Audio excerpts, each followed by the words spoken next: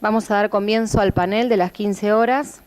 En primer lugar, va a hablar el doctor Gustavo Franceschetti, quien es docente de esta alta casa de estudios de Derecho Penal 1 y también, como todos saben, es defensor regional, su segundo mandato, en la Defensoría Regional de la Segunda Circunscripción aquí de Rosario. Elegí algunos de los temas del panel porque en 20 minutos es muy poco lo que se puede hacer y lo voy a encarar haciendo una especie de mapeo de los problemas que surgen en torno a la bilateralidad del recurso en materia penal. Voy a apoyar mi exposición con esta presentación en colores que ayuden a identificar cuáles son esos problemas. En color verde vamos a ver brevemente la jurisprudencia referida al derecho al recurso del condenado. En color naranja, los problemas que genera el recurso del acusador ante una absolución o para lograr una condena, una pena más grave. En amarillo, los supuestos que ponen en crisis el principio del non bis in idem. En azul, la crisis al principio de inmediación. Y en color crema, el juzgado en plazo razonable. Es un lío, ¿eh? Pero bueno. Yo algún momento lo llegué a entender. El derecho al recurso del condenado, la jurisprudencia definió en qué consiste y cuál es el tribunal autorizado para resolver este recurso.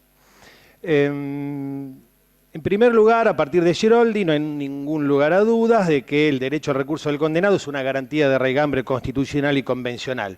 En una primera etapa, según Felicetti y Saladino de la Corte de la Provincia, bastaba para satisfacer ese derecho que interviniese el Tribunal Superior de la estructura jerárquica judicial y no era necesario que hubiesen dos instancias. Esto es, todavía no se consagraba el doble conforme, sino que el derecho al recurso podía satisfacerse en instancia única, mientras esa instancia fuese la máxima autoridad judicial en esa estructura.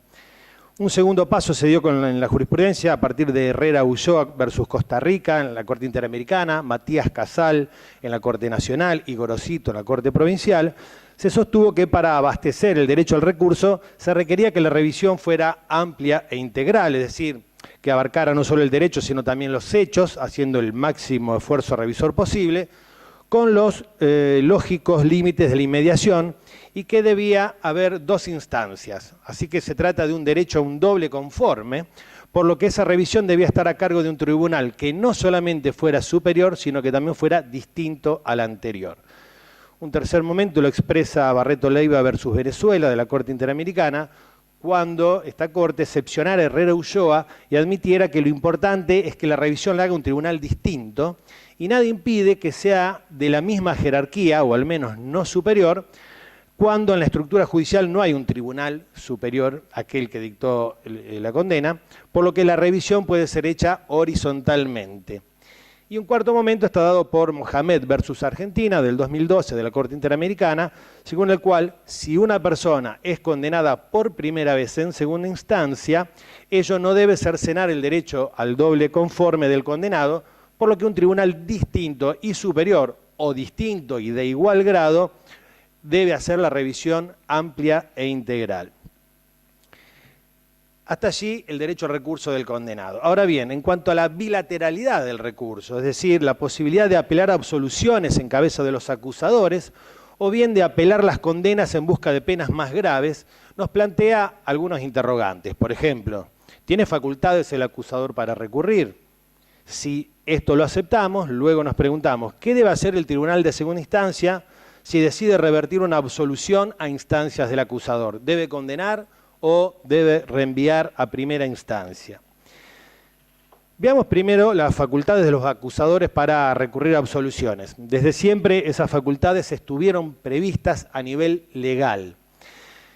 En referencia ya al querellante particular, la Corte Nacional en Otto Wold, en 1967, ya había dicho que el derecho de defensa en juicio ampara a todo aquel a quien la ley le reconoce personería para actuar en juicio, y esto incluye el interés para reparar el agravio y obtener una sentencia fundada. Es decir, que si se le da legitimación para actuar en juicio, en nombre del derecho de defensa en juicio se le debe permitir recurrir las sentencias que le resultaron contrarias.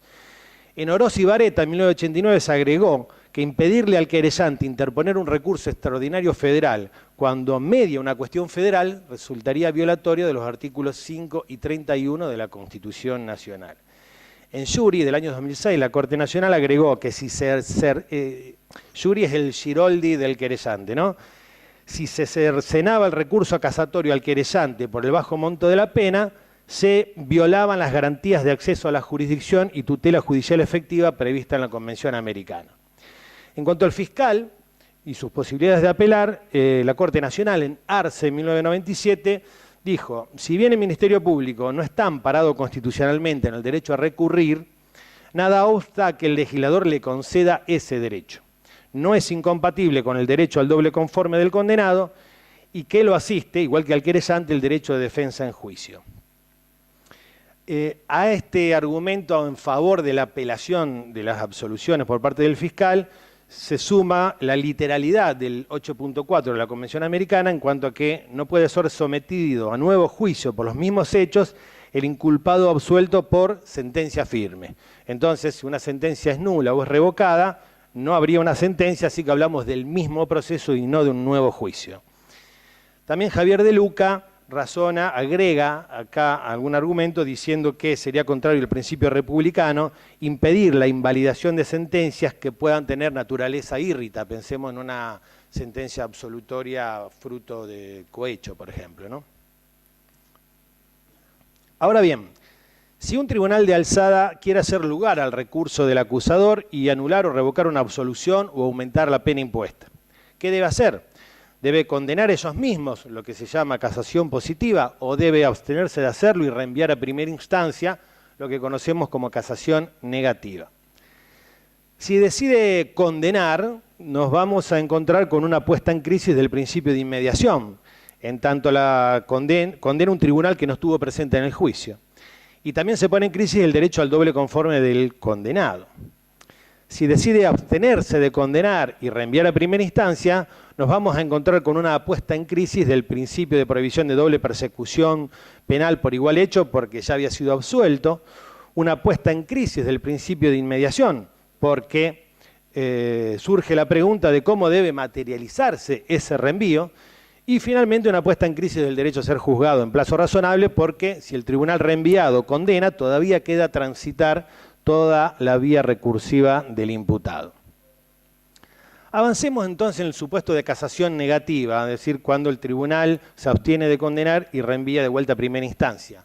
¿Qué pasa con el principio del non bis in idem? Según lo que uno tortuosamente puede rescatar de la evolución jurisprudencial de la Corte Nacional, podríamos obtener algunas conclusiones como estas. La Corte Nacional y también la Corte Local han dicho reiteradamente que el reenvío no afecta en abstracto el principio de non bis in idem, pero sí hay supuestos en concreto en que los afectaría. Es decir, que ese reenvío tiene algunas restricciones propias del non bis in idem, pero no en abstracto. ¿Por qué decimos que no vulnera en abstracto? Según la jurisprudencia mayoritaria, ¿no? La Corte Interamericana en Mohamed versus Argentina trabajó sobre un caso en el que el imputado había sido absuelto en primera instancia, apeló el fiscal, logró una condena en segunda instancia y luego la Corte Interamericana dijo que el condenado en esas condiciones se le tiene que asegurar el doble conforme, pero nada dijo de la apelación fiscal que violara el non bis in idem y de ese modo compatibilizó el derecho al doble conforme del condenado con las legislaciones que facultan a los acusadores a apelar absoluciones. En innumerable cantidad de casos la Corte Nacional hizo lo mismo, también la Corte Local, por ejemplo la Corte Local en Rivadero y sobre todo en Alí, un fallo muy conocido, en el cual el imputado fue absuelto, la Cámara condenó y la Corte le ordenó a las cámaras de apelación que en lo sucesivo se abstengan de condenar y reenvíen a primera instancia para que se dicte nueva sentencia. En vez, el reenvío tiene restricciones surgidas del non bis in idem cuando lo que se pretende es retrotraer el proceso a etapas superadas, etapas sustanciales como la acusación, la defensa, la prueba y la sentencia, si fueron cumplidas válidamente. Eso impediría retrogradar por efecto de la preclusión.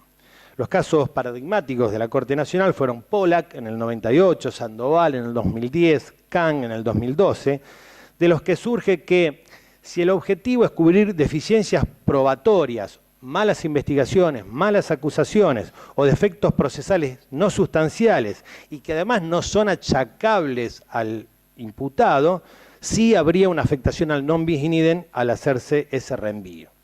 Mientras que si el reenvío tiene por objeto reeditar actos esenciales del proceso que lo hacen nulo y que no son culpa de la parte que lo causó. No hay afectación al non bis in idem, pues de otro modo perdería sentido el instituto de la nulidad y se consagraría de ese modo la arbitrariedad. Este es un distingo que hacen los jueces de la Corte en estos fallos. Por supuesto que uno de los grandes problemas que todos tenemos es distinguir bien cuándo hay una afectación o no hay una afectación al non bis in idem, cuándo se constituye una restricción para el reenvío. Ahora bien, si aceptamos que tras la absolución y por efecto de un recurso del acusador, el tribunal de alzada puede hacer un reenvío para un nuevo juicio, porque hay vicios improcedendo, también podría ordenar un reenvío para el dictado de una nueva sentencia, porque hubo vicios injudicando, juicio válido, pero la sentencia nula. Si el fallo de primera instancia fue arbitrario y por lo tanto nulo, parecería que no hay problemas si el fallo de primera instancia no fue... Perdón, no habría problemas porque el fallo no es válido. Ahora bien, si el fallo de primera instancia no fue arbitrario, no fue nulo, y la Cámara no anula, sino que revoca, porque valora de modo distinto la prueba. Tenemos un juicio válido y una sentencia válida, pero que la Cámara analiza de otro modo las pruebas. Hay una sentencia válida. En este caso, ¿no habría una violación al principio non bis in idem si se reenvía y se manda a dictar nuevamente la sentencia? Yo entiendo claramente que sí habría una violación al non bis in idem en este tipo de casos. Por supuesto que se tiene que tratar de un caso de valoración de prueba, porque si de lo que se trata es un caso de puro derecho, digamos, donde se discute la tipicidad o la prescripción, estamos hablando de otra cosa, ¿no? Aquí, a mi criterio, habría que hacer una distinción entre los casos en que la Cámara anula la sentencia, no es válida, donde no habría sacrificio al non bis in idem, distinto a los casos donde la Cámara revoca, no anula, sino que revoca, valora de otro modo. Les dejo la pregunta, ¿no? Aunque el reenvío lo considerásemos válido, supongamos, siempre se podrá plantear la violación al derecho a ser juzgado en tiempo razonable, dependiendo ello de los tiempos en que todo este proceso insuma. Recordemos Matei, por ejemplo, que era un caso que llevaba 12 años de trámite y se declaró la insubsistencia de la acción.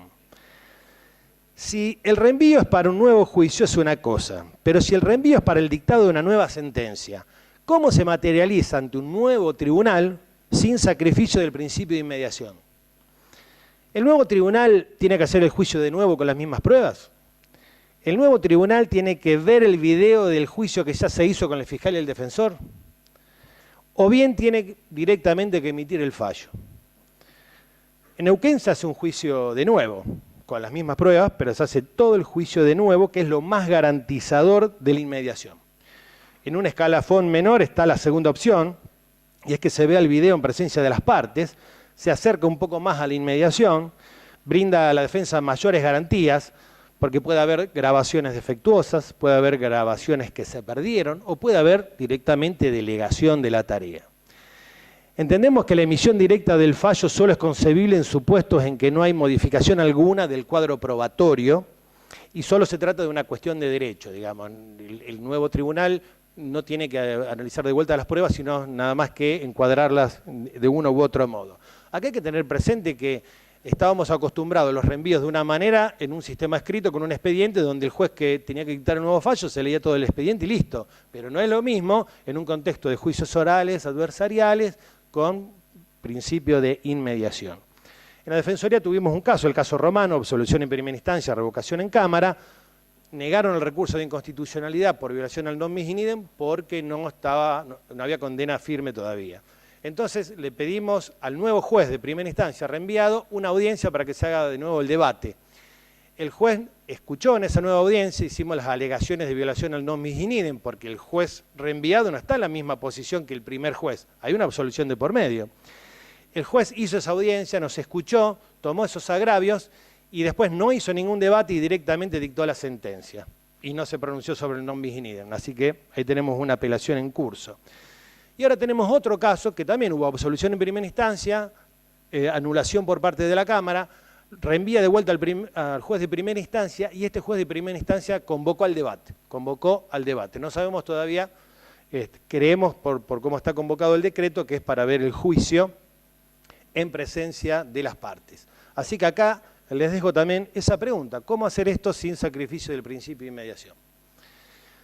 Volvamos al supuesto en que el tribunal, en vez de reenviar a primera instancia, decide condenar, casación positiva, y de esto se derivan ciertos problemas para el derecho al recurso del condenado y para el principio de inmediación.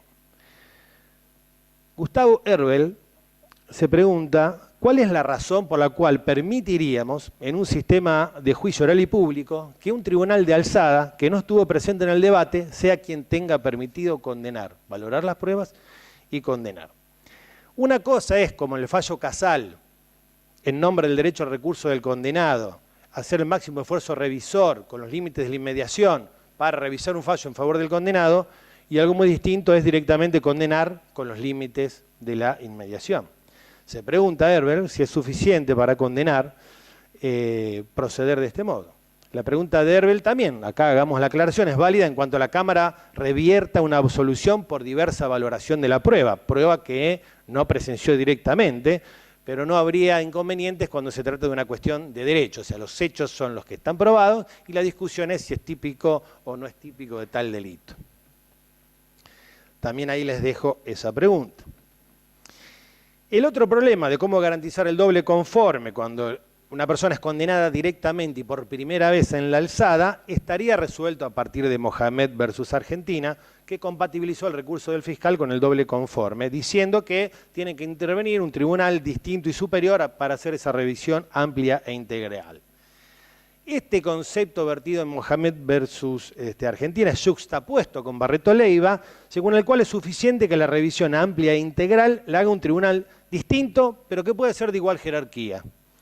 En función de esto, la Corte Nacional, en Felicia Duarte y en Chambla, sostuvo que la revisión amplia e integral la debía hacer otra sala de la Cámara Federal que había condenado por primera vez y la Corte quedaba para el REF. Del mismo modo, la Corte Provincial actuó en el 2016 en el caso Scalzione. Si una Cámara de Apelaciones revoca una absolución y decide condenar, la revisión amplia e integral debe ser horizontal, a cargo de otra sala diferente de la misma Cámara.